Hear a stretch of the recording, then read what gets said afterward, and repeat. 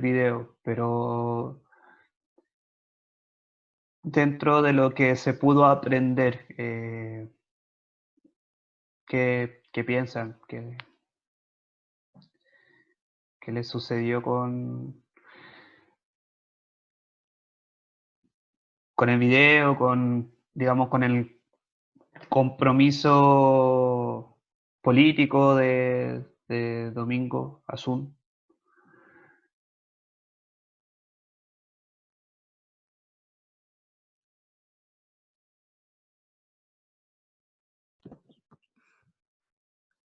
Natalia. A mí me llamó la atención una frase que decía en el video, que era con el Estado y contra el Estado.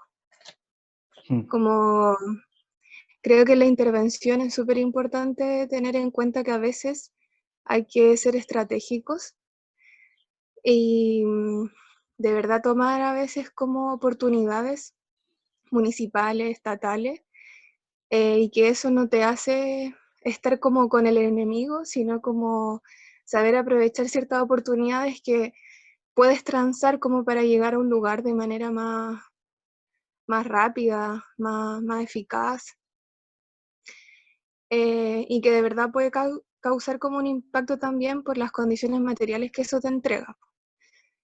Eso me llamó la atención, su frase, porque cuando he participado como en espacios comunitarios o territoriales, es algo que se habla harto, como sobre hasta qué punto llegamos con estas oportunidades que nos está dando, no sé, la municipalidad o ciertos organismos que vienen del gobierno y que de alguna manera no queremos como comprometernos con eso porque sabemos que esas instituciones son las mismas que al final repudiamos, pero que sin embargo nos pueden hacer llegar a otros espacios.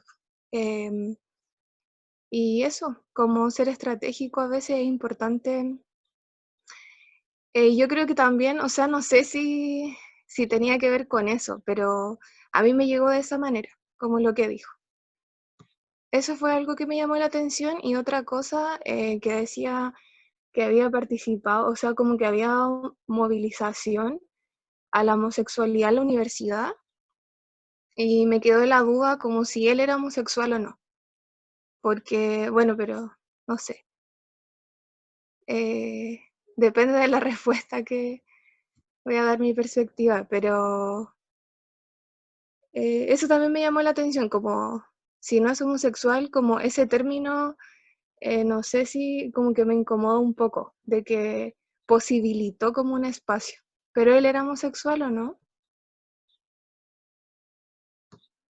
no lo sé. Eh, bueno, respecto a lo primero que hice, me parece que esa es justamente la interpretación, eh, digamos, que creo busca comunicar Asun al recuperar ese lema del movimiento de pobladores en lucha, del MPL.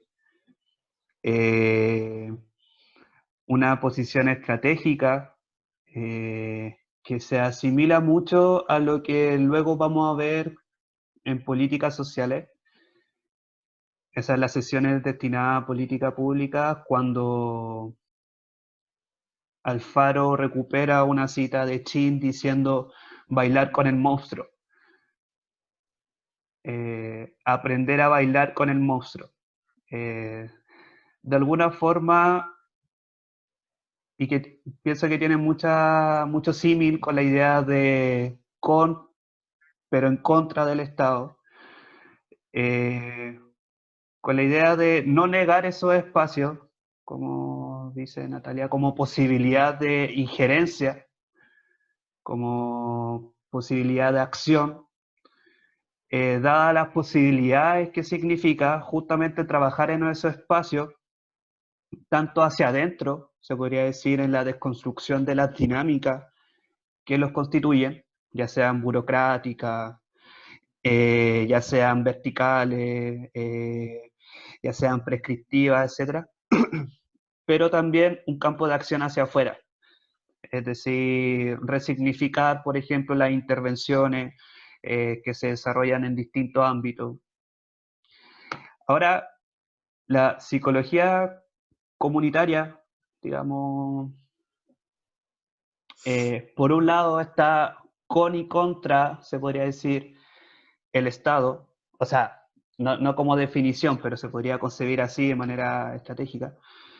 Pero también, por otro lado, Paulo Freire, por ejemplo, dice desde, con y contra la comunidad.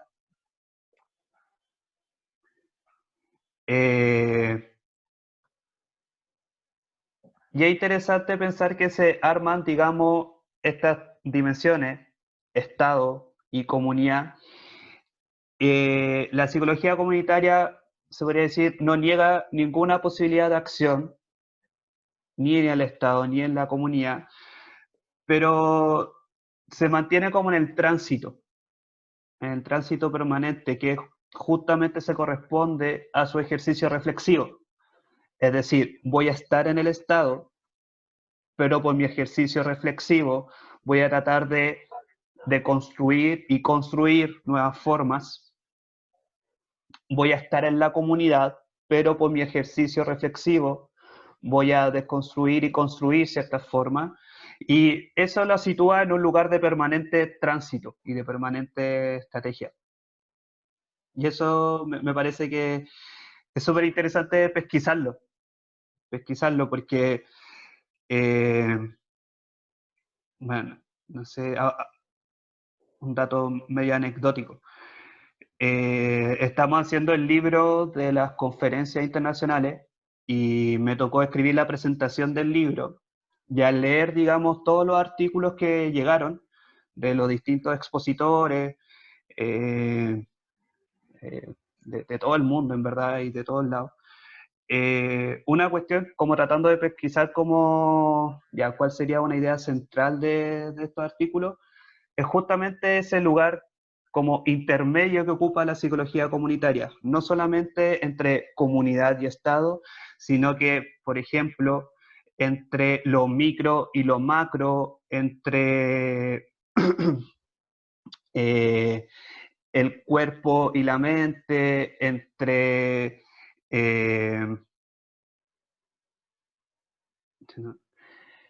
en definitiva, como que pareciera ser que el lugar de la psicología comunitaria es el entretanto. ¿Sí? El entretanto. Respecto a lo segundo, eh, no, no, no sé. No sé, no conozco tanto de Domingo Asun, digamos, para llegar a ese registro, pero no sé si era homosexual. Eh, me inclinaría a decir que no. Me inclinaría a decir que no. Yo Viene creo que es importante cómo funciona el lenguaje en ese sentido, como decir que una persona heterosexual, cisgénero, además como que brinde o posibilite un espacio, siendo que no es parte de esa lucha directamente, siento que puede llegar a confundirse con una apropiación, pero si fuera quizás dicho de otra manera, no podría interpretarse así. Como, no sé, quizás facilitó un espacio porque los homosexuales en ese tiempo, bla, bla, como siento que es súper importante cómo ocupar un lenguaje apropiado para referirse a esos temas, porque es como, o sea, a mí me resulta chocante cuando, no sé, es como una mujer blanca dio espacio a las mujeres negras, por ejemplo, en la universidad, como siendo que obvio que esas mujeres negras también ellas mismas supongo que levantaron ese espacio para ser visibilizadas, po. Y quizá una mujer blanca pudo poner como el tema porque se le dio más voz, pero no es que lo haya hecho ella, sino como que facilitó el espacio. Pero como está puesto, por eso me hizo ruido. Pero quizás sí era homosexual, entonces no lo sabemos. Pero siento que es súper importante cómo ocupar un lenguaje apropiado para referirse a eso. Sí, no, de todas maneras. Y sobre todo pensando que ese mismo lenguaje estaría reproduciendo lógicas frente a las cuales la psicología comunitaria se caracteriza por manifestarse en contra, por ejemplo, el paternalismo. Ujú. Es decir, yo le cedí, creé y o sea, le cedí este espacio a no sé, cierta población, diversidad de género, vulnerabilidad social, etc. Entonces, sí, comparto contigo ese cuidado del lenguaje. Mm. Ese cuidado del lenguaje. ¿Alguien más que quisiera opinar del video?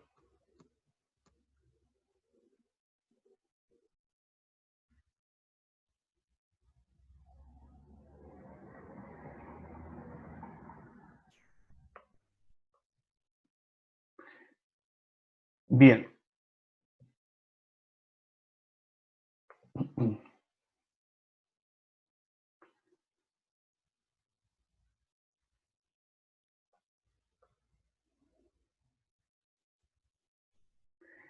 Bien, entonces tratamos de, o sea, vimos este video de presentación respecto a la obra de Domingo Azul, este homenaje.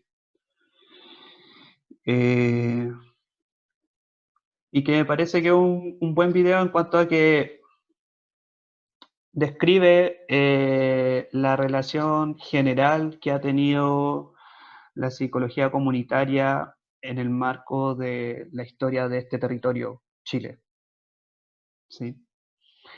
Y que queda muy bien ilustrado en el texto que leímos de Krauss,